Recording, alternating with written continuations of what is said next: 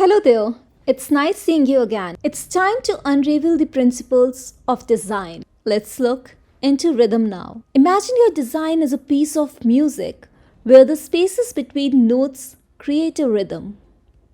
Similarly, in design, the spaces between elements can give your visuals a rhythm of their own. Rhythm, in simple terms, is a type of movement in art or design often brought to life by repeating certain elements. Now, there are different types of rhythm. First up is regular rhythm. Regular rhythm is when everything is spaced out evenly, like a neat sequence. Irregular rhythm brings a bit of unpredictability, mixing things up.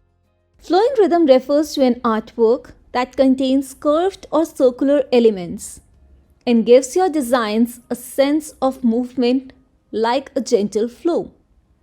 It makes you feel as if the design is moving or flowing. An artwork that contains curved or circular elements that give the art movement. Next up is progressive rhythm. Progressive rhythm shows a sequence of changes step by step. Alternating rhythm uses patterns across your designs for a consistent result.